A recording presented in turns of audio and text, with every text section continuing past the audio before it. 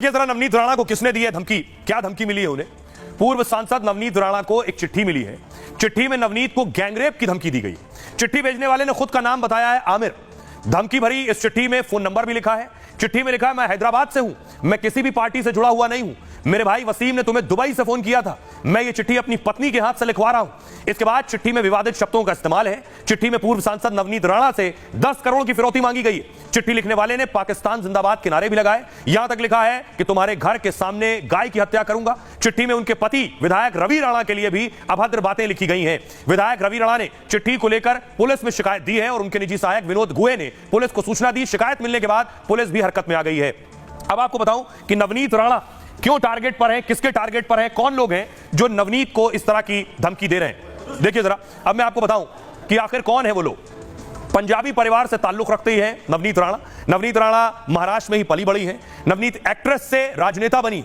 कई हिंदी फिल्मों में एक्टिंग की है उन्होंने, तेलुगु, कन्नड़, मलयाली और पंजाबी फिल्में भी की हैं। एक्टिंग के बाद नवनीत राणा ने पॉलिटिक्स का रास्ता चुना। 2014 में पहली बार शरद पवार की पार्टी से चुनाव लड़ा। पहली बार लोकसभा चुनाव में कामयाबी नहीं मिली। 2019 में अपने दम पर अमरावती से चुनाव लड़ा, निर्दलीय, और चुनाव जीती। 24 में बीजेपी में शामिल हो गई।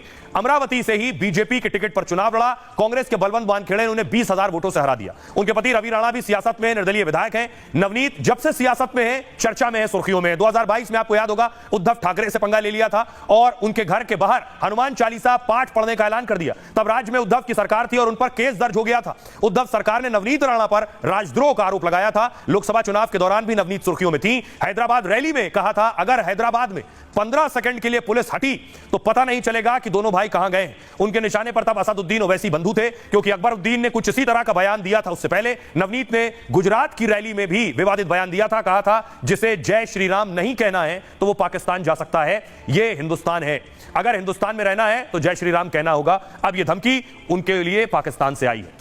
आइए खबरों में आगे बढ़ते हैं। आज की एक और खबर है, मां से मिलने पहुंचे योगी आदित्यनाथ। उनकी तस्वीर सामने आई है। तस्वीर आप देख रहे हैं, दिल्ली पहुंचे, यूपी सदन में योगी थे। ये उनका काफिला योगी आदित्यनाथ का आप देख रहे हैं जब यूपी सदन पहुंचा है।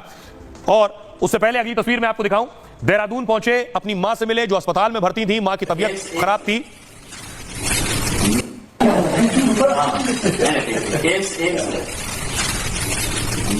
आइए आपको बताऊं योगी की माता जी को क्या हुआ है। दरअसल मुख्यमंत्री योगी आदित्यनाथ दिल्ली में, और दिल्ली पहुंचने से पहले वो अपनी मां से मिलने पहुंचे थे। देहरादून में योगी आदित्यनाथ ने अपनी मां से मुलाकात की। योगी आदित्यनाथ की माताजी सावित्री देवी की तबीयत खराब है। देहरादून के जॉली ग्रांट अस्पताल में उन्हें भर्ती कराया गया और उन्हें वार्ड नंबर 111 कमरा नंबर 15 में रखा गया है। अस्पताल सूत्रों के मुताबिक उनकी हालत स्थिर है। अस्पताल ने कोई औपचारिक बयान नहीं दिया है। उन्हें मंगलवार को अस्पताल में भर्ती कराया गया था। पिछली बार जून महीने में भी उन्हें भर्ती कराया गया था, तब उत्तराखंड के एम्स में उन्हें एडमिट किया गया था। उस वक्त भी योगी अपनी मां से मिलने ऋषिकेश पहुंचे थे। योगी की मां सावित्री देवी की उम्र 80 साल बताई जाती है। योगी मूल रूप से उत्तराखंड के हैं, उनकी मां वहां रहती हैं। पौड़ी गढ़वाल के पचौरी गांव में योगी का परिवार रहता है।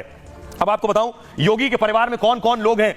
योगी अलग रहते हैं परिवार से। ये उनके जब योगी आदित्यनाथ गए थे वहां, उस दौरान की तस्वीर है। आइए आपको बताऊं योगी के परिवार में कौन कौन शामिल है। उनकी माताजी, उनके भाई, उनकी बहन, लंबा चौड़ा परिवार है। ये आप देख रहे हैं यूपी में योगी और उत्तराखंड में परिवार। सबसे ऊपर देखिए माताजी जो गृहिणी हैं, जिनकी तबीयत खराब है, जिनसे योगी मिलने के लिए पहुंचे थे। फुल स्क्रीन लीजिए जरा इसे। पिता जो उनके आनंद सिंह बिज साहब, जो कि फॉरेस्ट रेंजर थे योगी के पिता। नीचे आप देखिए योगी आदित्यनाथ के भाई हैं मानवेंद्र, जो कॉलेज में कर्मचारी हैं। उनके एक और भाई हैं महेंद्र, जो स्कूल में कर्मचारी हैं। और उनके एक और भाई शैलेंद्र सेना में सूबेदार हैं। उनकी बहन शशि चाय और नाश्ते की दुकान है। और योगी आदित्यनाथ सीएम है। तो सीएम का ये परिवार। अब आपको दिखाऊं कि सीएम योगी आदित्यनाथ उसके बाद दिल्ली आए हैं। दिल्ली में उन्होंने एक बड़ी बैठक की है, क्योंकि उत्तर प्रदेश में उपचुनाव होने वाले हैं। तस्वीर आप देख रहे हैं, योगी आदित्यनाथ मुलाकात के लिए पहुंचे हैं। योगी का काफिला बैठक के लिए पहुंचा है, वो तस्वीर है। आगे